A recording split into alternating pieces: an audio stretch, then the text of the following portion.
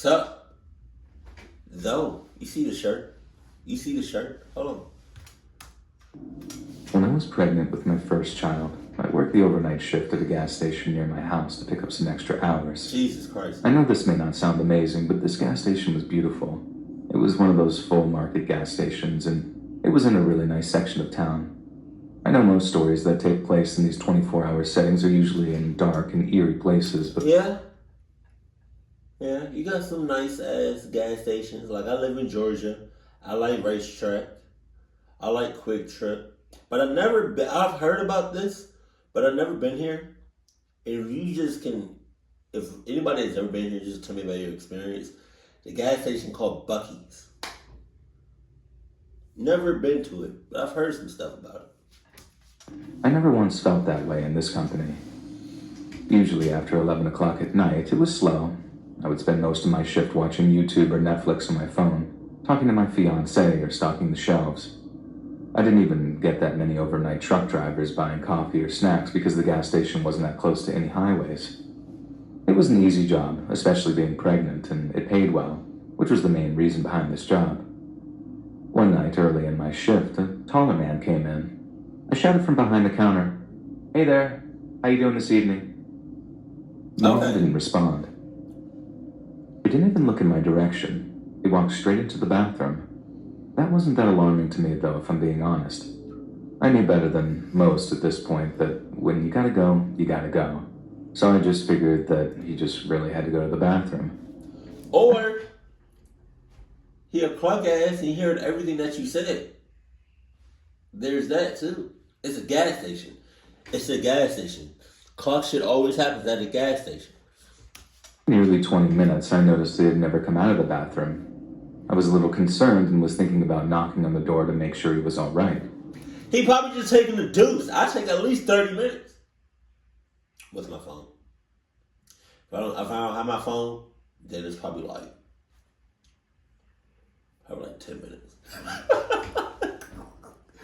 I be so distracted by social media. It's crazy.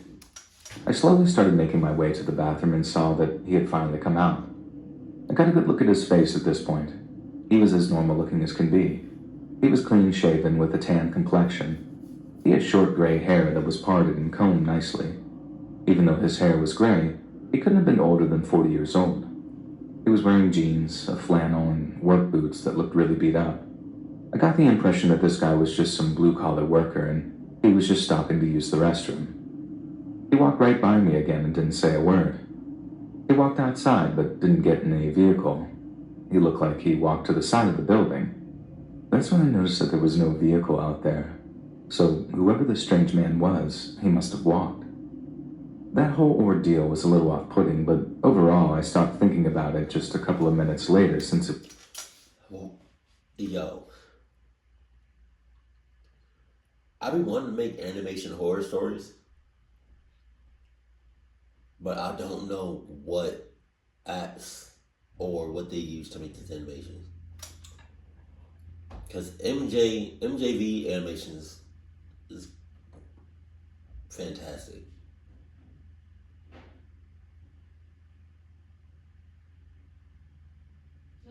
Hey, Tuna. I don't need nothing, baby. I just heard something. Oh, I was just borrowing this towel. Oh. So, you okay? It's probably going to be like 2 hours before we go. Oh, yeah. No, 30 minutes. Okay. Is that okay? Mm-hmm. I know you hot and ready. Shut up. But, yeah, I don't know what they use. Because MJV animations, but like you got Llama Arts, but you like ever since I started watching the Horror Shorts Party on Patreon, their animation is so damn clean. So if I can just figure out what they use, it's right. was uneventful. Part of working these late night shifts is you get your array of strange individuals. As the night continued, I ended up calling my fiancée and we were just talking on the phone, passing the time. It had to be at least an hour later. The door opened and to my surprise, it was the same guy. This time I didn't say anything to him. figuring that maybe he spoke another language or something. Well, that theory went out the window instantly because instead of walking to the bathroom, this time he walked right up to the counter and asked in a polite voice, "Hello, ma'am. You can't say hello to me?" He smiled as he said it, indicating to me that he was joking around. I nervously smiled and responded, "Sorry about that, sir. Hello, how are you doing this evening?" He smiled and only responded with one word in an abrupt tone, "Jerky." I jumped back a little bit and said, "Excuse me?" The man then leaned toward me and, in a polite voice, changed into a more aggressive voice, and he said, "I want beef jerky. Where is it?" I pointed over to the rack where all the jerky and Slim Jims were located. He smiled at me, and now in a polite tone once again he said, "Why, thank you, ma'am." He slowly walked over to the beef jerky and stopped once he got to the rack.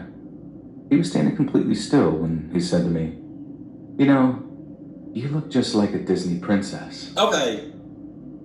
I was a bit creeped out, but said thank you anyway, just figuring that he was trying to be nice. I look like a lot of things, but one thing I do not look like is a Disney princess, trust me. Without grabbing any jerky, he marched back over to the counter and started to stare at me. I know staring on its own is harmless, but this stare felt intrusive and made me uncomfortable. His eyes were flying around like ping pong balls, and he said, "Yeah, that's it. Disney princess. Oh my I can God. see it now." I gave a little half smirk, and apparently that wasn't good enough for this man. He started to shout, and I mean quite literally started to scream. "What? You don't like Disney?" I didn't even have time to respond before he started to shout again. "My daughter used to like Disney, and now she's just like you." What? I started to gather that, clearly, this man wasn't right. I had no idea what that statement was even supposed to mean. His daughter is just like me. As calmly as I could, I said, I'm sorry if I offended you, I'm just... Are you the only one in the store? And you're pregnant? Man? He cut me off and started to scream uncontrollably. At this point, he wasn't saying anything that made any sense at all. It was just a lot of gibberish and nonsense, saying things like, "Instead of a princess, you all want to be the heroes." And even more strangely, "I could be a king, and instead, I'm here." It was clear to me that this man was having some sort of nervous breakdown. Thankfully, I never hung up the phone with my fiancé, who was witnessing this entire unhinged conversation. He felt like something was clearly not right, and he didn't want to take any chances. So he called the police and told them what I was dealing with, an unruly and potentially hostile customer. Well, I've never been more thankful for my fiancé because during the man's rant, he did start becoming hostile. He stormed back over to the beef jerky and knocked over the entire display. Even though this guy was clearly not right, this was the first moment that I actually felt unsafe. The first? After knocking over the display, he turned and looked at me, and his eyes were almost indescribable. They looked void of any emotion. At that moment, 2 cop cars pulled up, and the man didn't even flinch. He didn't move. He just stood over by the rack and continued to stare at me. The cops walked inside, and to their credit, they didn't overreact and remained cool and calm. One of the police officers came to me and made sure that I was all right, which I was. The other officer went over to the man and was talking to him quietly. I couldn't make out any of the words the cop was saying to the man. The man looked upset, but didn't lose his temper as he did moments ago, and the officers escorted him out, not in handcuffs or anything like that. They literally just walked outside and had a conversation that lasted a good 20 minutes. One officer left with the man, with the other hanging around at the gas station with me and just making sure the man didn't come back. I have no idea what would have happened if my fiancé wasn't still on the phone and called the police. The man was becoming more and more enraged with every moment. I never saw the guy again, and I never placed any official report, really. After this night, I didn't work another overnight shift. I know some people may have had far worse and more terrifying stories of working overnight, and I feel for those people. However, this was the worst thing that's ever happened to me personally, and even though I left with no physical harm, the fear that I felt that evening just looking at that crazed man is something that will always be burned into my brain. Yeah, and it also didn't help that you was pregnant. I was a night shift clerk at a 24-hour gas station back in the late 90s, before they had credit card readers on every pump. I'd been doing it for 2 years already, and it was a good job since I went to college during the day. It was tiresome, but it paid bills and gave me some spending cash for beer and things like that. The gas station I worked at was on the edge of town, so we got very little traffic late at night, but truckers came through often enough to make it worthwhile to stay open. This suited me well because I would spend all my downtime studying until the next shift came in at 2 a.m. This was probably the only really crazy thing that happened to me while working there, so I remember it well. It was late fall, Friday night I think, and things had been real quiet that night. I'd say that normally we'd get 4 or 5 people through every hour or so. But this night, it was an hour until the end of my shift, and I had only seen a trucker and one other late-night motorist. As I was saying, it was about 1 o'clock and all was silent. I was nodding off over my textbooks, organic chemistry or something like that, when the chime sounded alerting me that someone had walked in. The man looked pretty raggedy. He had a long wool coat on, a beanie, and his salt and pepper beard reached down to his chin. I could tell from 20 feet away that his eyes were bloodshot. They were so red, and the heavy smell of marijuana and booze filled the store as soon as he entered. Like I said before, the store is at the edge of town. I'd never had anyone walk in that late at night since it was about 10 miles from any residential area. He staggered up and down each aisle, looking at various products and then putting them back down. I wasn't really nervous, honestly, because he wasn't a very imposing figure, short and really skinny. If anything, I would have expected him to try and grab some food and make a run for it. Once he started to make his way back through the aisles a second time, I asked if he needed some help. He kind of grunted and just kept doing what he was doing. You need some help? Sir, I'm trying to help you.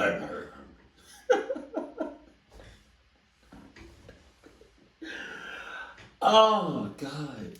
I thought maybe he was just trying to warm up before moving on again and let him be. I went back to reading my book, and not even a few minutes later, he was at the checkout stand. Jesus Christ. It scared me a little because I never heard him walk up to me. He was suddenly there and slowed out. "You got any cigarettes?" Now there was a whole wall of cigarettes behind me, so I asked him what type. He said, No. I mean, do you have any on you?" What? I told him I didn't smoke, but if he wanted to purchase some, I could do that for him. This next thing I'll never forget. His face went blank, and I could tell he was staring at something behind me, so I turned to see what he was looking at.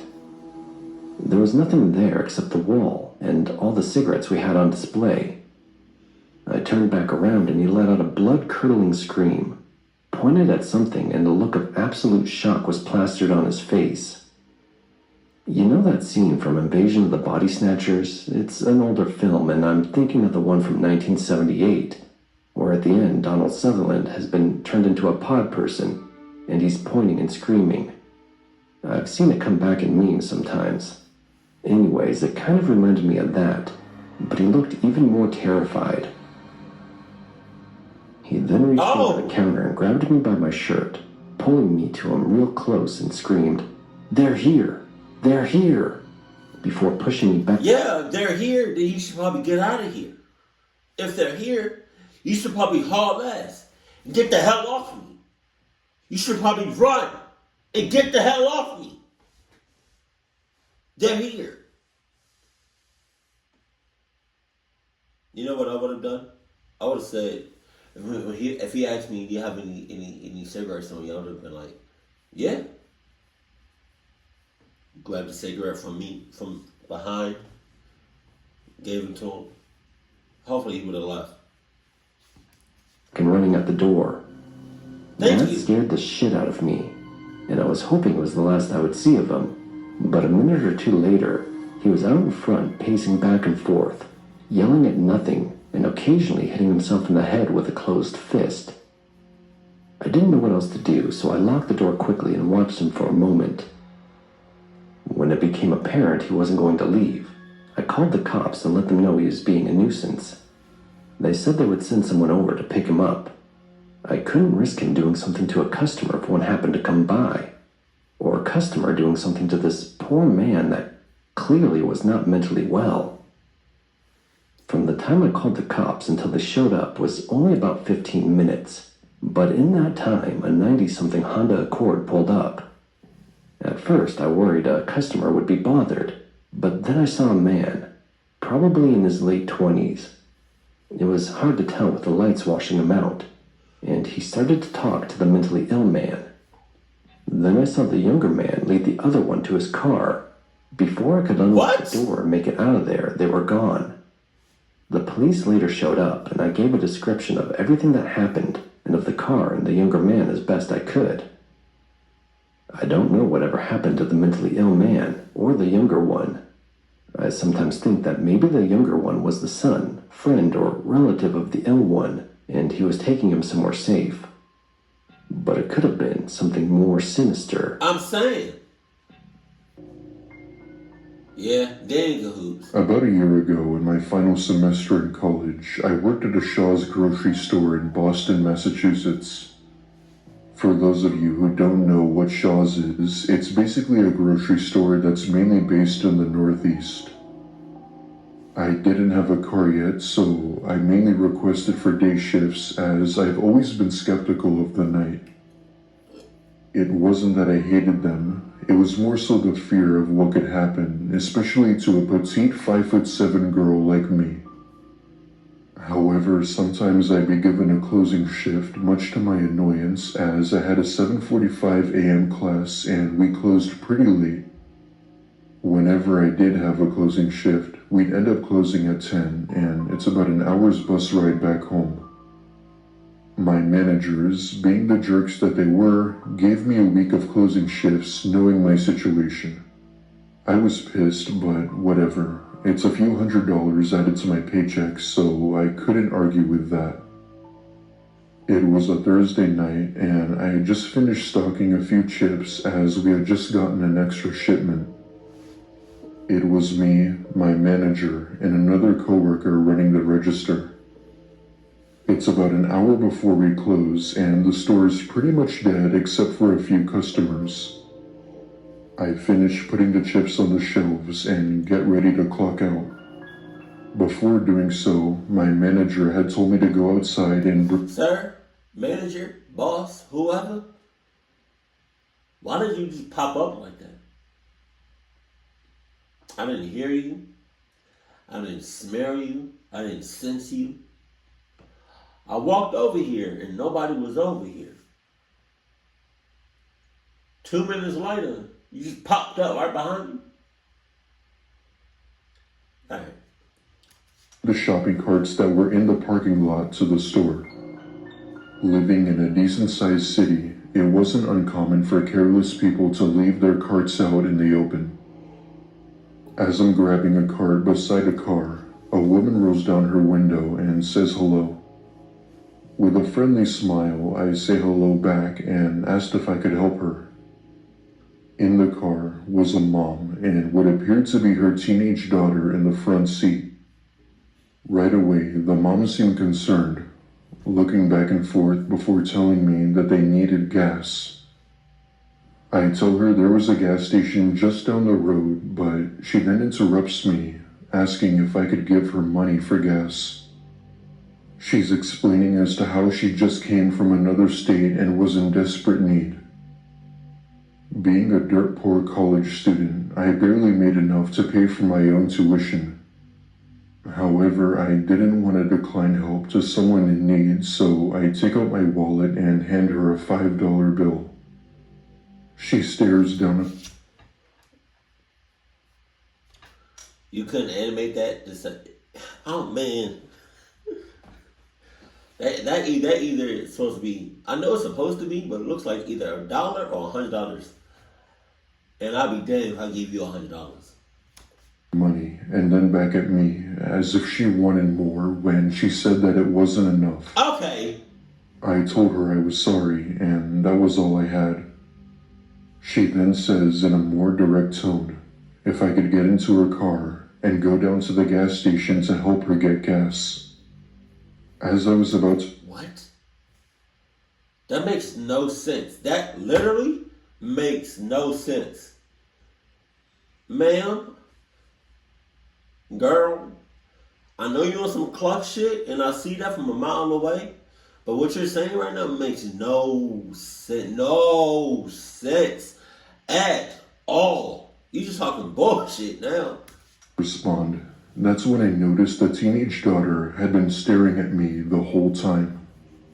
She's sitting in the seat, giving me this dead stare while licking her lips as if she were planning on something. That was my cue to get out of there, as something wasn't right. You think? Thankfully, my manager had come out, and when he saw the car, it immediately pulled out of the parking lot and drove off. I remember running up to him and thanking him for noticing. He also knew something was wrong, as he could definitely see the fear and panic of my face. My manager took a picture of the car and was able to identify the year.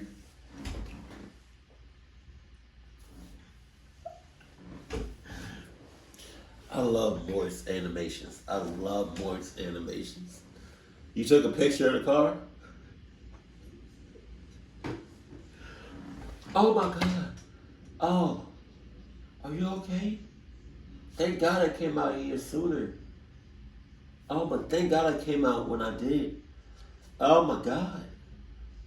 I see you're stressed out. You're upset. You're emotional. I get it. You said take a picture of the car. Boom, I got you. Look, once you just take the rest of the day off, I'm going to take another picture. And then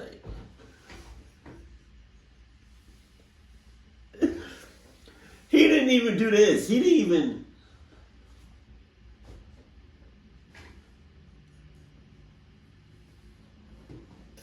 I don't know why that's so funny to me. It's just like he's laser focused on his employee.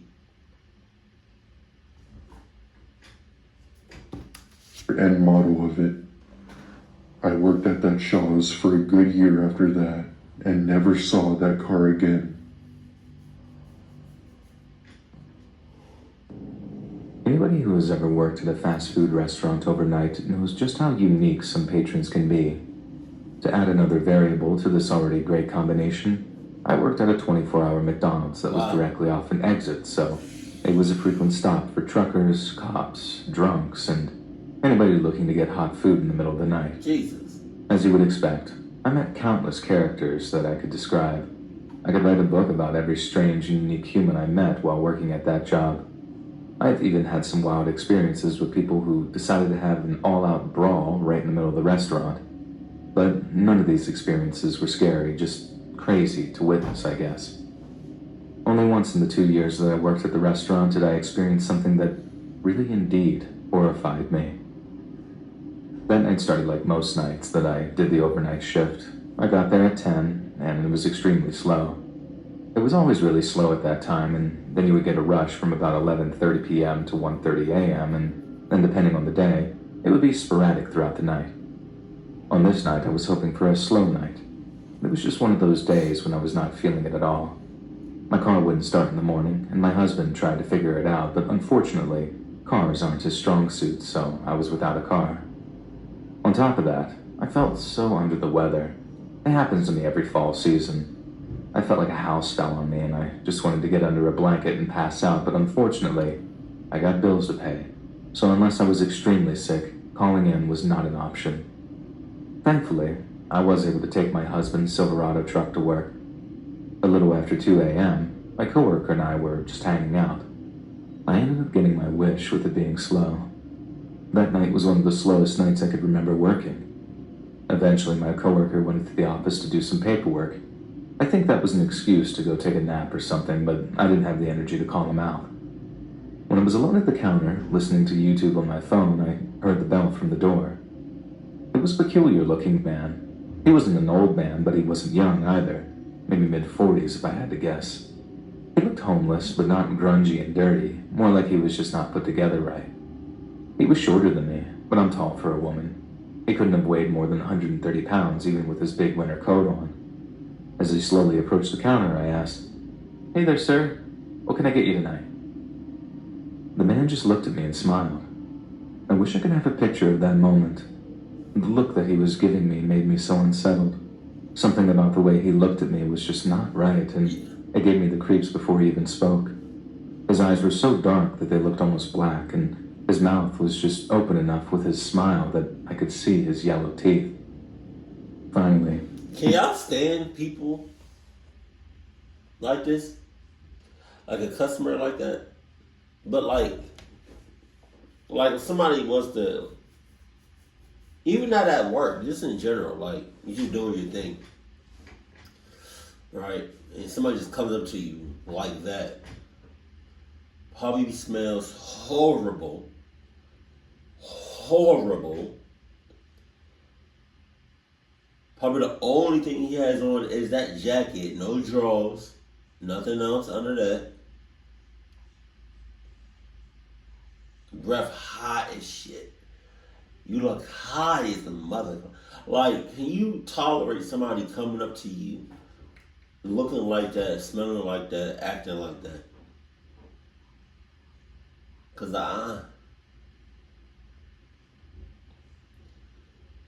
to be honest, I can't handle that. I mean, I probably could for like a few seconds. What you need? Okay, I got you. All right, play. Get the hell out of my face. spoke after what seemed like an outrageous amount of time, and I was surprised at the deep southern voice that came out of this little man, and he said, "Wow, aren't you gorgeous?" Okay. I thought I wanted fries, but maybe I'll order something else. Yeah. So I know that's weird and creepy, but working this graveyard shift at a restaurant that gets a lot of customers who are under the influence, I'm used to weird attempts at flirting. His tongue.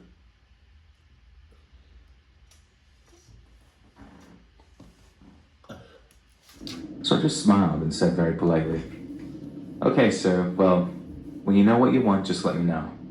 Oh. The man now grinned from ear to ear, flashing his full Oh set my of yellow God. and gray teeth. He set his hands on the counter, and all I could see were his long and dirty fingernails. Trying not to look visibly disgusted, he spoke up again and said, "Forget the fries. What time are you done?" Usually something like this, I would just smile and say I'm married and move on with my life, but I don't know if it was because I didn't feel good or maybe because the guy gave me the creeps from the start, but instead, in an annoyed and aggressive voice, I responded with, "If you don't want to order any food, you can leave." The man started to laugh as if though I told him a great joke. Before I said or did something that I would regret, I turned around and started knocking on the office door. When my coworker opened the door, he could tell that I was visibly shaken. I told him about the creepy guy who was clearly in sight, and he smirked because he knew right away what I was dealing with. He told me to go take a break and that he would take care of the guy.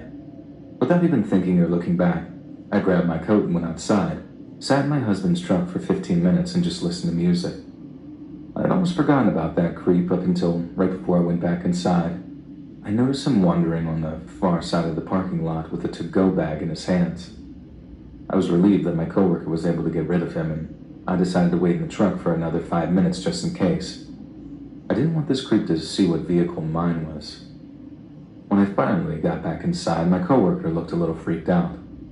I asked him about the interaction with that freak, and his answer just really freaked me out. He said in a tentative voice, "I don't know if I should tell you." I started to jokingly hit his arm, and I told him to tell me, to which he complied, and he said, "That guy was crazy. When I came out to take his order, he just kept asking where the girl was. So I told him that he went home for the night, and he started to lose his mind, screaming and swearing. I ended up just giving him a free medium fry just to shut him up and get him out of here. Then he turned around, and as he was walking out, he said, 'Tell Monica I said goodbye, Oh no. and I'll see her soon.'" See you soon. This little story almost made me faint, mainly because I don't wear a name tag at this job. I had no earthly idea how this man knew my name. That's because somebody on the inside job, somebody on the inside, one of your coworkers wants the worst for you. And so they gave him your name. That's crazy. For the remainder of the shift, I couldn't focus. I just kept looking over at the door, expecting this man to stumble back in, but thankfully, he never did. Close to 4:30 in the morning, I asked if I could leave early. He knew that I wasn't feeling well, and with the creepy guy on my mind, he knew that I just needed to get away. Just to make my night more enjoyable, as I was leaving, it started to snow, and it was the first truly hard snowfall of the season, even though fall basically just started. I was thankful to have my husband's truck once again, and I figured if I just took it slow, I'd be safe. I couldn't have been more wrong. Only about a half mile from work, I ended up driving into a ditch because I couldn't see the road from the snow falling. God damn. I was alright, and it didn't seem like too much damage, but I couldn't get myself out of the ditch. I called police, and surprisingly, the cops were there in about a minute. I got out of the truck to greet the cop, and that's when it happened. From the bed of the truck, the man from the restaurant jumped out and started to run full speed into the night. Damn. I screamed, and then was at a loss for words. The cop didn't know what to do and started to yell at me to tell him what was going on. I finally told him, and he radioed some other cops, but they never caught him. We eventually went back to the restaurant, and I gave the police my entire story. They looked at the cameras, but it wasn't enough to ever actually catch the guy. The worst part was watching the video of the guy getting into the bed of the truck. It was no more than 10 minutes after my break. He came storming back into the parking lot with the food bag still in his hands. He looked around for a few minutes, tried the door, and when it was locked, he just jumped into the back. I'm so lucky I drove into a ditch that night because of that. How the hell you not see him? The only thing I can think of you not seeing him is that the back right here is completely cut off. Like there's no window. But that's cap. You know, I feel like that's cap because it's like, no, never mind. I guess some of them have. You can't. You still got side mirrors that you can see behind you. But like for the most part, I feel like those trucks, windows is open. Like he must have been laying down or something because that's crazy as hell. Also, the cop could have just caught the guy. The guy hopped out, haul assing. You look crazy as hell. You smell dirty as shit. You look dirty. You are dirty. And you haul assing from the truck to the woods. The cop could have did something. Hadn't. Who knows what would have happened to me? The bag was left in the back of the truck with the fries still in it. This guy never even wanted the food. He knew my name from the start, and he knew when I worked, and he knew the vehicle that I would have. This happened several years ago, and I'm still not quite ready to work overnights again. They don't. Always lock your doors, and please be careful. Some people really are monsters. But you said lock your doors. How you going? I mean, some of those pickup trucks have like a cover, so the back is you can lock the back from the outside. Like nothing from the outside goes inside that part of the truck that's open. But some of them don't have that, and it's just open all the time. You can't lock that.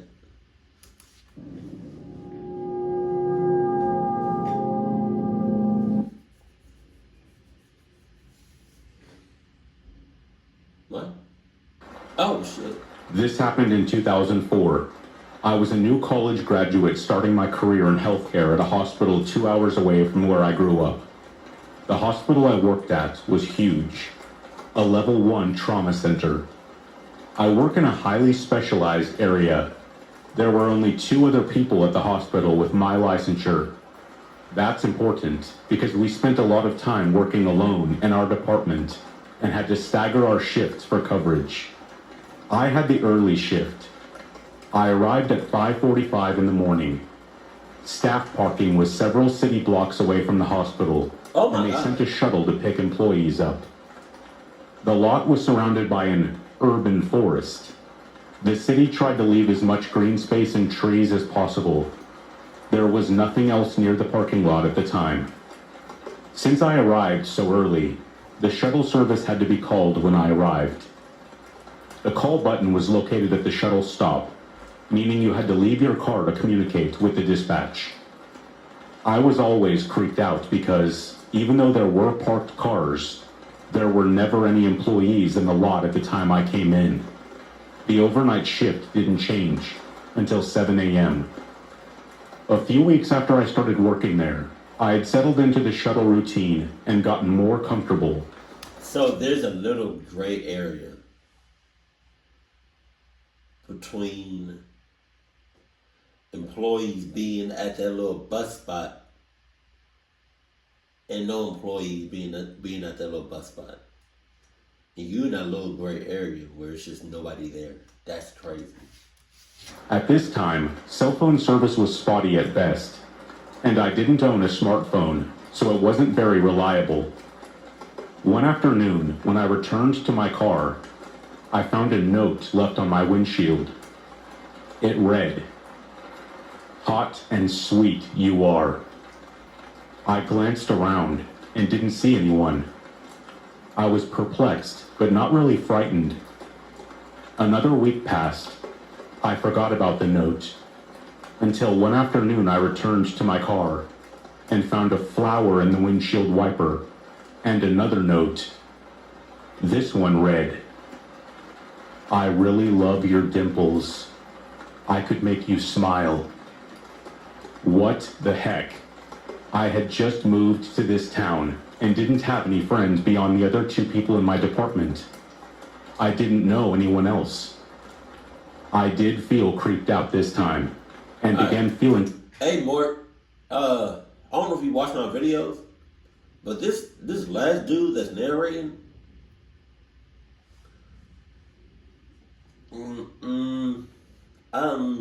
I like your voice and like some other people's, but like I was being watched or something. Early in the mornings, I would park as close to the shuttle stop as possible, buzz the dispatch, and then wait in my car with the doors locked. I often imagined I heard shuffling noises like shoes scraping through the gravel, and I couldn't see all the way to the dark corners of the lot. When I returned to my car in the afternoons, I carried my pepper spray just in case. I told my coworkers about the notes, and they told me I should tell security. I felt a little silly, but I made a report. Security said they would keep an eye out, whatever that meant. I stopped parking in that lot, opting instead to find parking on the street nearer to the hospital where there were other people around. Things went fine for the next few weeks. And that security officer looked sus. He looked sus as shit. Why he look so sus like he the one doing it? But one day I got another note. This time, it was on my car one morning, outside my apartment building. In the same scribbly handwriting, it simply read, "Don't be shy." I was so confused. What did this person want? Obviously, they were following me, and now they knew where I lived, and probably knew I lived alone. I contacted the police. There wasn't much they could do, but they did make some safety recommendations and said they would patrol the neighborhood more often. I took a self-defense class and was hyper aware of my surroundings. It was worse not knowing who I was dealing with. A few weeks later, a woman was found assaulted and murdered in the trees behind the employee parking lot. They caught the guy a couple days later. I recognized him. He was a contract painter who had been working in my area. The hospital had been remodeling our department, and this painter would come in early, around 6:30 a.m. I made coffee every morning in the break room, and he would come in to get a cup. We made small talk a few times, but never any red flags. Then it came back to me. Sometimes he would call me Dimples. I shivered. "Good morning, Dimples." I was shocked that he had literally been right under my nose for weeks. I had been totally alone with him on many occasions, and I never suspected anything. I don't know for certain that he... Always suspect the most. Always suspect the most. Was the one leaving the notes, but they stopped after he was arrested. Anyway, stay safe out there, guys and gals. Jesus. I think the gas station ones, the gas station horror stories, it's like, those are the ones that like really are like more like, it's like more cluck for me. Cause it's like, those like 24/7 and not that many people. And you're usually either, it's like, you're either by yourself or you have one other person. And if it's 24 hours, like, you gonna get them crazy as mother clockers like at 2, 3 o'clock in the morning. When like traffic is real low. And all kinds of shit happens. But, man, yo, Jesus. This one, she kind of pissed me off. Talking about, can you help me with the gas? Like, what you talk about?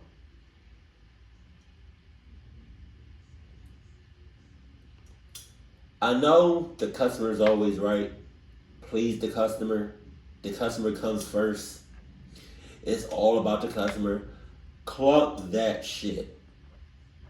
If I feel threatened, if I feel some type of way, oh, best believe the customer is the last thing on my, like the customer safety, the customer come first type shit. That's the shit that's on the last thing on my mind. Hell no. Jesus. Yeah, oh man, Jesus. Yeah, but that last guy, the narrator, you got that. You got that. I like your voice more. So we can just stick with your voice. That'd be great. But other than that, keep it cool, keep it classy, and I love you. Stay happy. My family.